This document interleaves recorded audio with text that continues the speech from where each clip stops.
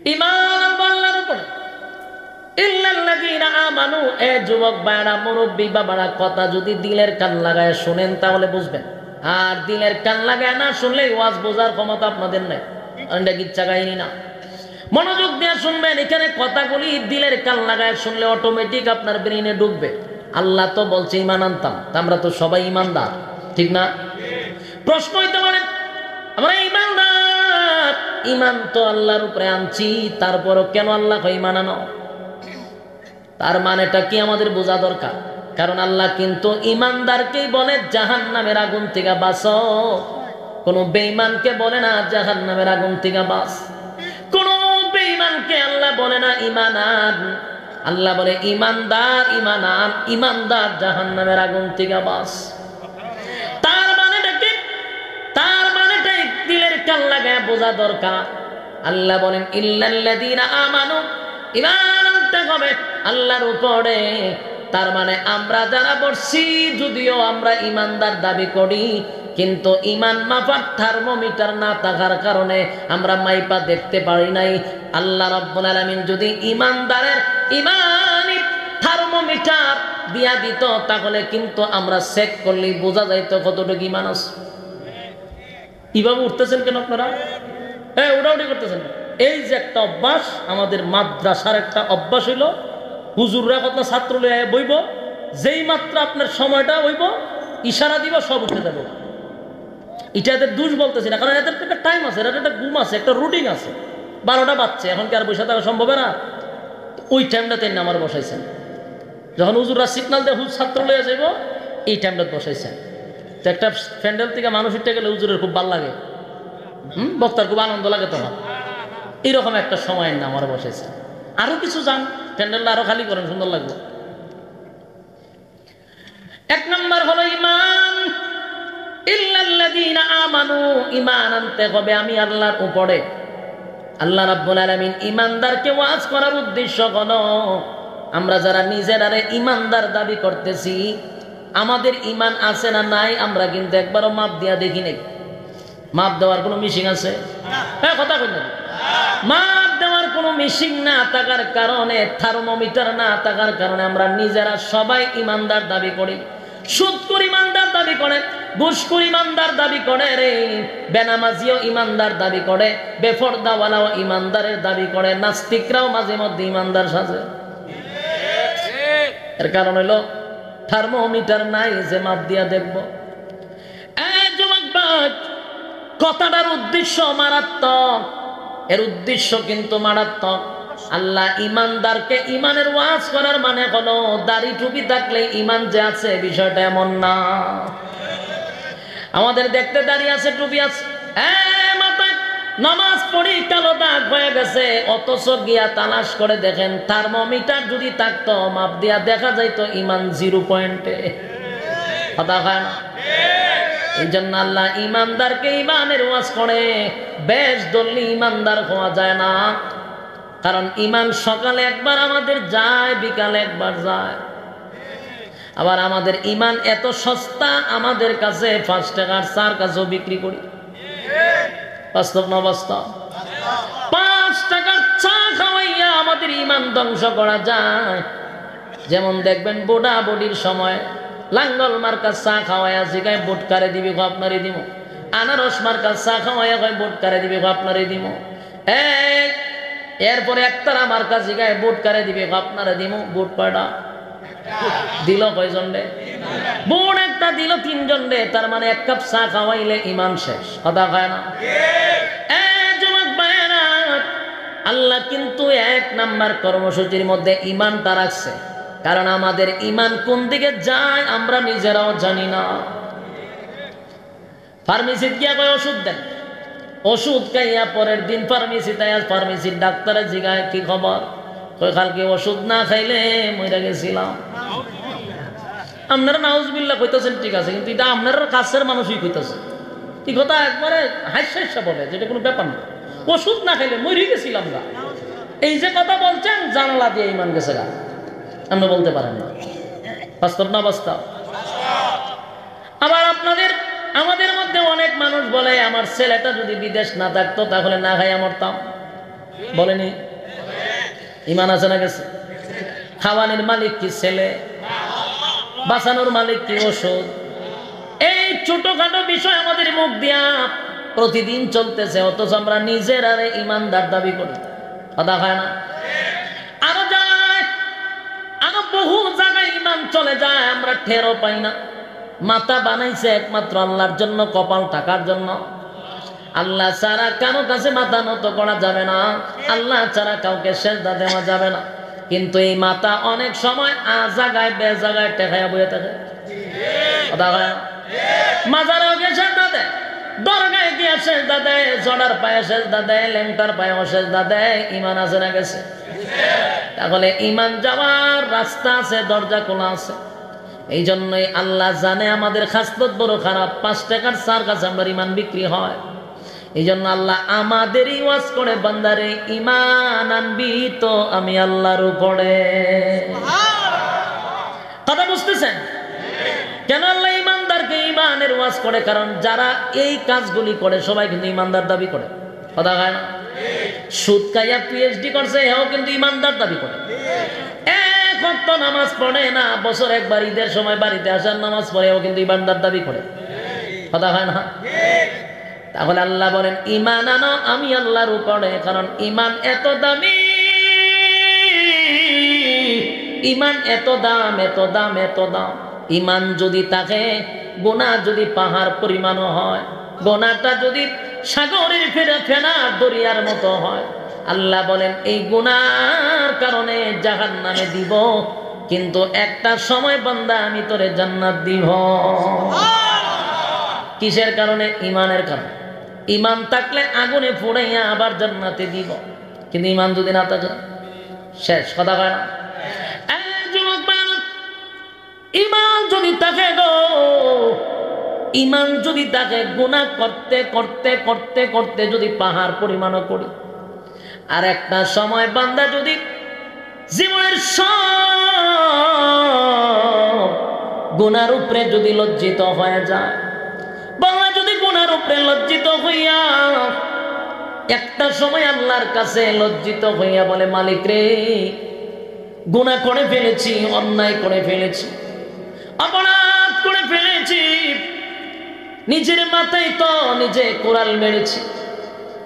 গুনার পরে মানুষ অনুতপ্ত যদি হয়, লজ্জিত যদি হয়, আর নিজেই যদি নিজে আল্লাহর কাছে ধরা দিয়া বলে, মালিক গুনাহ করেছি, যে গুনাহ যদি আমার মা দেখত, সন্তান বলে স্বীকার করত না, বাবায় যদি গুনাহ দেখত, বাবা সন্তান বলে স্বীকার করত না, আমার স্ত্রী যদি গুনাহ দেখত, স্বামী বলে স্বীকার করত না, সন্তানরা যদি আমার গুনাহ দেখত, বাবা বলে কোনোদিন ডাকত না। আল্লাহ এত গুনাহ করছি, আপনি ছাড়া আর কেউ জানে না। বান্দা যদি গভীর রজনীতে নুজুলে রহমতের সময়, দোয়া কবুলের সময়, যেই সময়টাতে মানুষ তার স্ত্রী পুত্র লইয়া ঘুমায়া যায়, যেই সময়টাতে পশু পাখিরা ঘুমায়া যায়, যেই সময়টা নিস্তব্ধ হয়ে যায়, হিংস্র প্রাণীরা পর্যন্ত ঘুমায়া যায় রে, গোটা পৃথিবী যে সময় নিস্তব্ধ হয়ে যায়, গভীর রাত, বান্দা যদি সেই সময়টায় ওইটা বিনাইয়া বিনাইয়া মালিকের দরবারে সব অপরাধ স্বীকার করে, আর যদি বান্দা চোখের পানিটা ছেড়ে দেয়, আর যদি বলে মালিক অন্যায় করেছি, অপরাধ করে ফেলেছি, আল্লাহ আমার মাথায় আমি কোরআন মারছি, মালিক রে সব গুনার উপরে আমি লজ্জিত হয়ে গেলাম, আল্লাহ নজুলে রহমতের সময় আমার গুনার দিকে না তাকাইয়া আপনার রহমতের দিকে তাকাইয়া আপনার এই গোলামকে আপনি মাফ করে দেন। যদি কান্না শুরু করে দেয়, আল্লাহ বলেন ফেরেশতারা শুন, আমার বান্দা কেন কান্দে গো, আমার বান্দা কেন কান্দে, আমার বান্দা কোন কারণে কান্দে। এবার ফেরেশতারা জানায়, আমি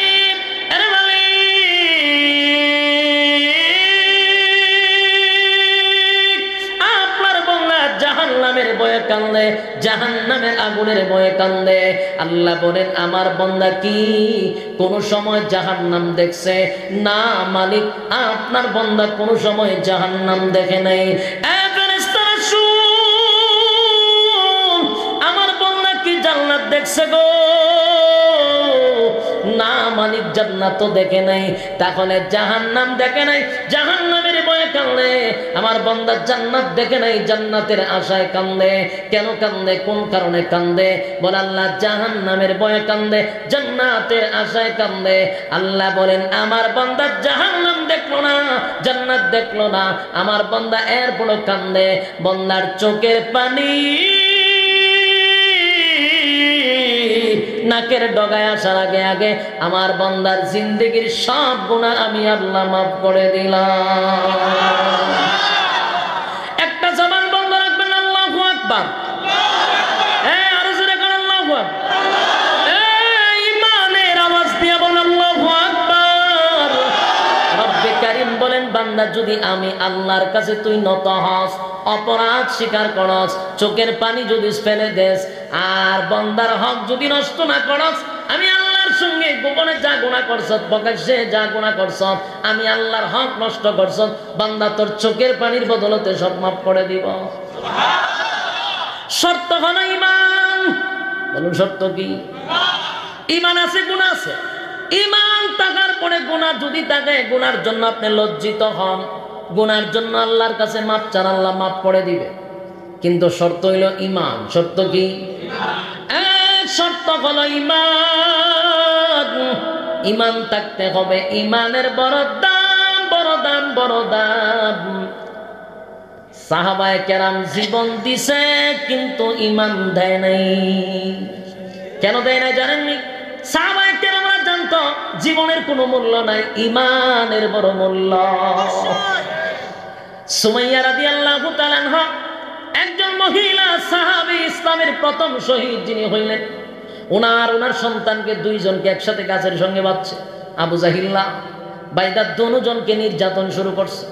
নির্যাতনের স্টিম রুলার চাপায়া দিল, আঘাতের পর আঘাত। সন্তানের সামনে মাকে নির্যাতন করে, মার সামনে সন্তানকে নির্যাতন করে। একটা পর্যায়ে সন্তানের সামনে মাকে উলঙ্গ করে দিল। এরপরেও সন্তানকে গিয়া বলে তোর মাকে এখন উলঙ্গ করে নির্যাতন করব, ভালো থাকতে কালেমা ছেড়ে দে। মা অপার থেকে চিৎকার দিয়া বলে সন্তান রে, জীবন যদি চলে যায় চলে যাক, জীবন গেলে জীবন পাবো পরকালে, কিন্তু ঈমান গেলে ঈমান পাবো না।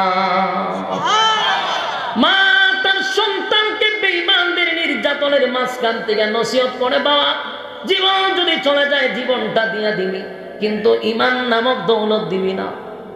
আবু জাহিল্লার মেজাজ গরম হয়ে গেল। সুমাইয়া রাদিয়াল্লাহু তাআলা আনহাকে লজ্জাস্থানের মধ্যে বর্ষা মাইরা দুনিয়ার থেকে বিদায় করে দিছে। বলুন ঈমান দিছে? কথা কই না? ঈমান দেয় নাই, ঈমান দেয় নাই, ঈমান দেয় নাই, জীবন দিয়া দিছে। কথা কয় না? জীবন দিছে, ঈমান দেয় না। বর্তমান বিশ্বের দিকে তাকায়া দেখেন, আফগানিস্তান 20টা বছর লাল চামড়া কুত্তাগুলির সঙ্গে যুদ্ধ করছে 20 বছর। কয় বছর? রাশিয়ার সঙ্গে করছে 20 বছর। এইভাবে যুদ্ধ করে করে হাজার হাজার লক্ষ মা বোনদের ইজ্জতের বিনিময়ে জীবন দিয়া তারপরে আবার দেশটাকে ঘুরায় হাতে নিছে, কিন্তু একজন আফগানিও ঈমান দেয় নাই। আফগানিস্তানের একজনে ঈমান দিছে, ঈমান দেয় নাই। আল্লাহ তাদের হাতে আবার দেশ ফিরাইয়া দিছে, আল্লাহ তাদেরকে জয় দিছে। বিজয় দান করছে কিনা? গোটা পৃথিবীতে এখন সবচেয়ে বেশি সুপার পাওয়ার হলো আফগানিস্তান। কারণ সবচেয়ে ভয়ঙ্কর একটা দেশ হলো আমেরিকারে সাইজ করে ছাড়ছে, কিন্তু সবকিছু শেষ, ঈমানটা দেয় নাই। সুবহান। ফিলিস্তিন প্রতিদিন লক্ষ লক্ষ মানুষের কান্না, হাজার হাজার শিশুদের লাশের মিছিল চলতেছে। কিছুদিন আগে পত্রিকার হেডলাইনে দেখি একটা মা তার সন্তানের লাশ লইয়া মুস্কি হাসি দিয়া কাদের মধ্যে লইয়া যাচ্ছিল। আমার এই ছবিটা দেখে আশ্চর্য লাগলো। সন্তান তারে কাঁদে নিছে, মার মুখে মুস্কি হাসি। ঘটনা কি? পেপারে লেখছে মার কাঁধে সন্তানের লাশ, তাহলে তিনি নিশ্চিত মা। মার মুখে মুচকি হাসি কেন? আশ্চর্য হয়ে গেলাম, ঘটনা কি? আমার হঠাৎ করে একজন সাহাবীর কথা স্মরণ হয়ে গেছে। সাহাবীরা ঠিক এমনটাই, সন্তানরা শহীদ হয়ে গেলে মুচকি হাসি দিয়া বলতো, কিয়ামতের ময়দানে আল্লাহর সামনে শহীদের মা হইয়া দাঁড়াইব। কিয়ামতের মাঠে যখন রব্বি কারীম আমাদেরকে ডাক দিবে, শহীদের মা বইলা ডাক দিবে, শহীদের মা বইলা ডাক দিবে, এই আনন্দে সন্তানের লাশ কাঁধে লইয়া মুচকি হাসি দেন। ইমান কারে কয় গো? ফিলিস্তিনের মুসলমানদের ইমানি জজবা। আজকে তারা জীবন দিতেছে একের পর এক, কিন্তু ইমান দেয় না। ইহুদিদের কাছে তারা ইমান দেয় না। আফসোসের বিষয় হলো গোটা পৃথিবীর সব মুসলমান রাষ্ট্রগুলি শুধু নিন্দা জানায়, কিন্তু বাস্তবে কাজে নাই। বাস্তব না বাস্তব? ঘোরায়া দেখেন, সবগুলা মুসলমান আমেরিকা লাল চামড়া কুত্তাগুলির পা চাটতেছে। আমেরিকার পা চাটতেছে, আরব কান্ট্রিও পা চাটতেছে, ইহুদিদের পা চাটে আমাদের মুসলমানরা। অথচ গোটা পৃথিবীতে মুসলমানের সংখ্যা কিন্তু একেবারে কম না, 250 কোটি মুসলমান। কত কোটি? হ্যাঁ, কত কোটি? 250 কোটি মুসলমান গোটা পৃথিবী। 250 কোটি মুসলমান মিলে 60 লক্ষ ইহুদিকে মারতে পারে না। আফসোসের বিষয় কিনা? 250 কোটি ইহুদি, সারা পৃথিবীতে 1 কোটিও না। কোন কারণে? 1 নাম্বার কারণ হলো আমরা পা চাটি। সবগুলা ইহুদিদের পা চাটতেছে। 313 জন বদরের যোদ্ধারা 1000 অস্ত্র বাহিনীকে মাটির সঙ্গে দুনিশ্বাত করছে। অস্ত্রের বলে নয়, ইমানের বলে। ইয়ারমুকের যুদ্ধে 60,000 সোলজারের পক্ষে একজন যোদ্ধা খালিদ বিন ওয়ালিদ 60 জনকে একা দৌড়াইছে। 60,000, কয় হাজার? 60,000 সেনাবাহিনীকে একজনে দৌড়ানি শুরু করছে। বলুন, অস্ত্রের বলে না ইমানের বলে? 250 কোটি মুসলমান গোটা পৃথিবীর মধ্যে, 250 কোটি মুসলমান হইলে কি হবে? একজন খালিদ বিন ওয়ালিদের মতো ইমানদার আমরা হতে পারি না। কথা হয় না? এটাই তো আমাদের আফসোস। আজকে ফিলিস্তিন মার খাইতেছে, আগামী কালকে আমরা মার খাইব না, নিশ্চিত থাকেন। কথা হয় না? কারণ সবচেয়ে বেশি বড় সম্পদ যেটা, এটা হইল মুসলমানের হাতে। আল্লাহ কত নিয়ামত দিছে, সবচেয়ে বেশি দামি জিনিস যেটা বিশ্বের মধ্যে, এটা মুসলমানকে দিছে। এটার নাম হলো তেল। তেল কোথায়? মুসলমানদেরকে আল্লাহ তেল দিছে। এই তেল আমেরিকার কাছে বিক্রি করে মুসলমান, পা ছাড়ে মুসলমান। আজকে যদি আরব কান্ট্রি একটা হুঙ্কার দিত, যারা আমেরিকা লাল চামড়া কুত্তাগল আমাদের তেল নিয়ে তুই ফুটাঙ্গি দেখাস, আজকের থেকে তেল বন্ধ করে দিবে। আমেরিকা একদিনে সোজা হয়ে যাবে, কারণ তেল ছাড়া সব অসল। তোমার কথা বুঝতেছে? তেল ছাড়া সব অসল। সুতরাং তেলের সম্পদ আল্লাহ মুসলমানকে দিছে। আমার দেশ থেকে তেল নিয়া ওই যুদ্ধের বিমান চালায় এই তেল দিয়া, আমার দেশের তেল নিয়া এরপরে স্থল যুদ্ধগুলি যে চালায় এগুলো তেল দিয়া চালায়, তাহলে আমার থেকে নিয়ে আমারই মারতেছে। কথা কয় না? আল্লাহ সর্বপ্রথম কর্মসূচির মধ্যে নাম্বার 1 রাখছে হলো ইমান। কারণ একটা ব্যক্তির কাছে যখন ইমান থাকবে, ইমানের পাওয়ার যদি তার ভিতরে থাকে, আমেরিকার পা চাটতে পারে না সে কোনোদিন। লাল চামড়া কুত্তাগুলির পা কোনোদিন চাটবে না। আমাদের দেশের রাজাদের কথা হইল নবীদের মতো। হ্যাঁ, বিশ্বের সমস্ত মুসলমান রাজাদের কথা হইল নবীদের মতো তাদের কথা, আর তাদের কাজ হইল শয়তানের মতো। বাস্তব না বাস্তব? মাগো কথা খুব সুন্দর হয়, তসবি টসবি আতুলিয়া ফটি মুটি লাগাইলা, কিন্তু কাজ করে সব শয়তানের খারা শিল্পী। বাস্তব না বাস্তব? কাজ করি শয়তানের মতো, কথা বলি নবীদের মতো, এই লক্ষণ বর্তমানে। বাস্তব না বাস্তব?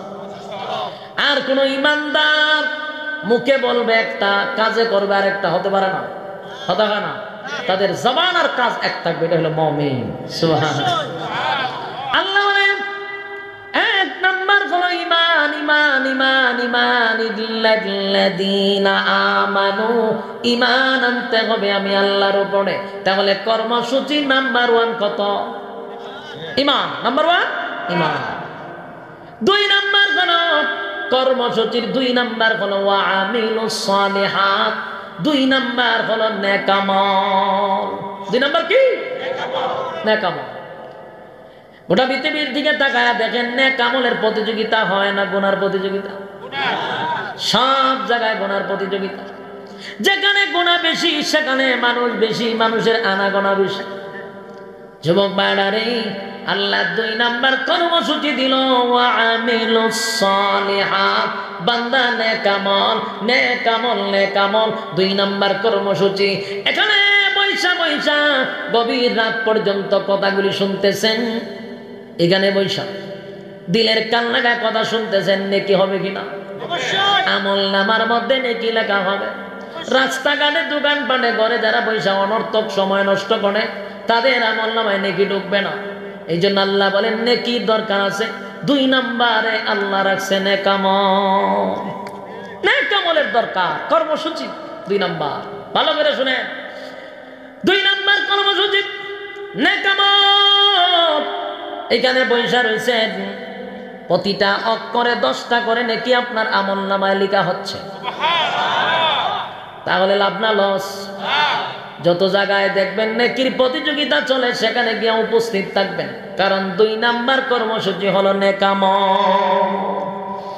আল্লাহ বলেন ওয়া আমিলুস সালিহাত, বান্দারে 2 নাম্বার হলো নেক আমল। নেক আমল ছাড়া কোনো উপায় নাই। নেক আমল লাগবে, নেক আমল লাগবে। হাসরের মাঠে একটা নেকি কেউ আপনাকে দিবে না, মাও দিবে না, বাবাও দিবে না, স্ত্রী দিবে না, সন্তানেরা দিবে না, কোনো ফির আপনাকে একটা নেকি দিয়ে সাহায্য করবে না। কত দিবেন না? না ফিরে দিব? আল্লাহ বলেন ইয়াউমা ইয়াফিরুল মারউ মিন আখিহি ওয়া উম্মিহি ওয়া আবিহি ওয়া সাহিবাতিহি ওয়া বানিহি। কিয়ামতের ময়দানে মা তার সন্তানকে অস্বীকার করবে, বাবা তার সন্তানকে অস্বীকার করবে, স্ত্রী স্বামীকে অস্বীকার করবে। একটাই কারণ, যদি স্বীকার করি তাহলে নেকি দিতে হবে। কি দিতে হবে? তাহলে কেউ কাউকে নেকি দিয়ে সাহায্য করবে না। আল্লাহ বলেন এই জন্য 2 নাম্বার কর্মসূচি হলো নেক আমল। নেক আমল ছাড়া কোনো উপায় নেই। 3 নাম্বার ওয়াতাওয়াসাউ বিল হক, 3 নাম্বার হলো হক কথা। 3 নাম্বার কি কথা? হক কথা। 3 নাম্বার হলো হক কথা। সমাজের মধ্যে হক কথা এখন না থাকলেই চলে। কথা হয়? হক কথা নাই। হক কথা যদি ইমাম মিম্বরে বৈশা বলে, ইমামের চাকরি শেষ। হক কথা যদি মাদ্রাসার মুহতামিম বলে, মুহতামিমগিরি শেষ। কথা হয় না? বক্তায় যদি হক কথা বলে, তাহলে 60 দেওয়ালের ভিতরে বন্দি রাখে। তাহলে হক কথা এখন নাই, কিন্তু আল্লাহর কথা হলো বান্দারে 3 নাম্বার কর্মসূচি হলো হক কথা। আপনি কার কথা মানবেন? আল্লাহ বলে হক কথা বলতে হবে। হক কথা কিন্তু তিতা। হক কথা কিন্তু বেশি মজা না। হক কথা যারা বলবে, কথাগুলো মজা লাগে না, কিন্তু বলার কথা বলছে কে? 3 নাম্বার হলো হক কথা। আজকে থেকে নিয়ত করতে হবে হক কথা বলবো নি। কথা বলেন না জি? হক কথা বলতে হবে, এটা নিয়ত করেন। হক কথা বলা দরকার। এরপরে 4 নাম্বার হলো ওয়াতাওয়াসাউ বিস সবর। 4 নাম্বার হলো বান্দা ধৈর্য ধরো, সবর করো। 4 নাম্বার কি? সবর। 4 নাম্বার সবর। 1 নাম্বার ইল্লাল্লাযীনা আমানু, ঈমান। 2 নাম্বার ওয়া আমিলুস সালিহাত, নেক আমল। ওয়াতাওয়াসাউ বিল হক, 3 নাম্বার হলো হক কথা। 4 নাম্বার হলো ওয়াতাওয়াসাউ বিস সবর। 4 নাম্বার হলো সবর করা। এই 4টা কর্মসূচি মালিক আমাদেরকে দিছে। প্রথম নাম্বার হলো ওয়াল আস, সময়ের কসম করছে আল্লাহ। ইন্নাল ইনসানা লাফি খুসর, আল্লাহ বলেন কসম সময়ে তোরা ক্ষতিগ্রস্ত। 4টা কর্মসূচি দিলাম, যদি 4 কর্মসূচি পালন করস বান্দারে ওয়াদা দিলাম আর কোনদিন ক্ষতিগ্রস্ত হবি না। আমি আপনাদের কাছে জানতে চাই, জাহান্নাম থেকে বাঁচতে হলে, কিয়ামতের ময়দানে ভয়ঙ্কর পরিস্থিতির থেকে বাঁচতে হলে কর্মসূচি কয়টা পালন করা দরকার? কথা কই না দি? কারা কারা পালন করবেন? 2টা হাত তুললা দেখায় দেন। লিল্লাহি তাকবীর, লিল্লাহি তাকবীর। হাত তুলেন, হাত তুলেন। মাশাআল্লাহ, অন্তর থেকে তুলছেন। বিসমিল্লাহ কর। পকেটে হাত ঢুকান, ঢুকায়া যা আছে সব বাইর করে মাথা সাথ দিয়ে যান। যা আছে সব বাইর করেন, রুমাল লয়ে যান। যা আছে যতটুকুই আছে পকেট দিয়ে বাইর করেন। দুরূদ শরীফ পড়েন। আল্লাহুম্মা সাল্লি আলা মুহাম্মাদিন ওয়া আলা আলি মুহাম্মাদ কামা সাল্লাইতা